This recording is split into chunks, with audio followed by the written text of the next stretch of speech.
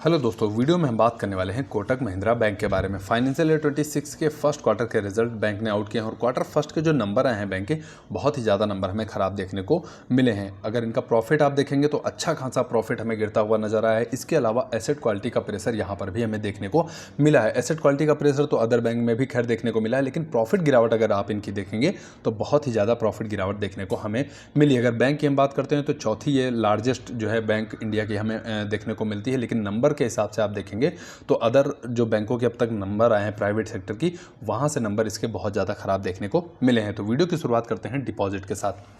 Deposit के case में अगर आप देखेंगे तो यहाँ पर 4,91,998 करोड़ की इनकी डिपॉजिट बुक हमें देखने को मिल रही है और ये डिपॉजिट बुक आप देखेंगे 13% साल दर साल बढ़ती हुई नजर आई है। एक साल पहले के डिपॉजिट आप देखेंगे तो 4,35,000 करोड़ के आसपास देखने को मिल रहे हैं। तो डिपॉजिट के केस में अगर नंबर आप देख रहे हैं तो ये बैंक के फेवर में नंबर हमें देखने को मिले हैं। इसके अलावा कासा यानी करंट अकाउंट और सेविंग अकाउंट का परसेंटेज आप देखेंगे तो यहाँ पर 43% पिछली तिमाही में देखने को मिला था और लेटेस्ट में आप जाएंगे तो 41% के आसपास कासा रेशियो हमें देखने को मिला है। तो कासा रेशियो में भी गिरावट हमें देखने को मिली है, चाहे आप साल दर साल नंबर कंपेयर कर लीजिए या फिर नंबर को जो है वो क्यू ऑन क्यू बेस पे कंपेयर कर लीजिए। तो दो अगर पैरामीटर डिपॉजिट और कासा की हम बात करते हैं तो यहाँ पर डिपॉजिट के केस में नंबर आपको फेवर में देखने को मिल रहे हैं, लेकिन कासा के केस में आप देखेंगे नंबर जो है वो आपको अब बैंक के फेवर में देखने को नहीं मिल रहे हैं। इसके अलावा टोटल कस्टमर बेस अगर आप देखेंगे तो यहाँ पर भी बैंक के फेवर में नंबर देखने को मिले हैं, क्योंकि 5 करोड़ के आसपास कस्टमर जो है वो एक साल पहले हमें देखने को मिले थे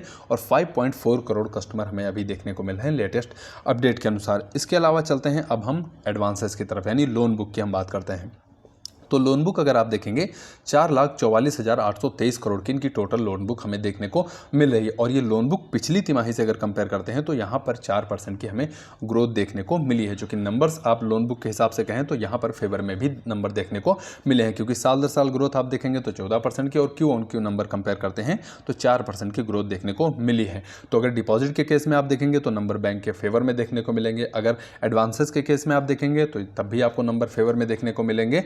और इसके अलावा अगर एसेट क्वालिटी की हम बात करते हैं तो नंबर सबसे खराब हमें यहाँ पर देखने को मिले हैं, क्योंकि बैंक लोन देती है, फिर लोन रिकवरी में काफ़ी ज़्यादा दिक्कतें हमें देखने को मिलती हैं। अब एसेट क्वालिटी में अगर आप देखेंगे तो कोटक महिंद्रा बैंक का एसेट क्वालिटी यानी ग्रॉस एनपीए रेशियो आप देखेंगे 1.48% हमें देखने को मिला है, जबकि पिछली तिमाही में आप देखेंगे तो 1.42% हमें देखने को मिला था। यानी क्यू ऑन क्यू इनकी एसेट क्वालिटी बहुत ज़्यादा खराब होती हुई नजर आई है। इसके अलावा ईयरली बेस पे कंपेयर करेंगे तब भी आप देखेंगे एसेट क्वालिटी बहुत ज़्यादा खराब होती हुई नजर आ रही है। अगर ग्रॉस एनपीए अमाउंट देखते हैं तो यहाँ पर 6,638 करोड़ के आसपास जो है वो इनका एनपीए हमें देखने को मिल रहा है ग्रॉस। इसके अलावा एक साल पहले अगर यही नंबर आप देख रहे हैं तो 5,477 करोड़ के आसपास हमें देखने को मिल रहा है। तो बैंक लोन दे रही है, ग्रोथ भी हो रही है, लेकिन लोन रिकवरी में काफ़ी ज़्यादा हमें दिक्कतें देखने को मिल रही हैं। नेट एनपीए अमाउंट अगर आप देखेंगे तो 1,531 करोड़ के आसपास देखने को मिलेगा, जो कि पिछली तिमाही में आप जाएंगे तो 1,343 करोड़ हमें देखने को मिलेगा। तो एसेट क्वालिटी जो है वो काफ़ी ज़्यादा हमें खराब होती हुई नजर आ रही है कोटक महिंद्रा बैंक के केस में। अब चलते हैं पीएनएल की तरफ। तो सबसे पहले हम बात करेंगे नेट इंटरेस्ट इनकम की। अगर नेट इंटरेस्ट इनकम बैंक की आप देखेंगे तो यहाँ पर 7,259 करोड़ जो है वो नेट इंटरेस्ट इनकम हमें देखने को मिली है और एक साल पहले से कंपेयर करें तो ग्रोथ आपको देखने को मिलेगी 6%। लेकिन अगर क्यू ऑन क्यू कंपेयर करते हैं तो यहाँ पर भी अदर बैंक्स की तरह हमें प्रेशर देखने को मिला है 7,284 करोड़ का।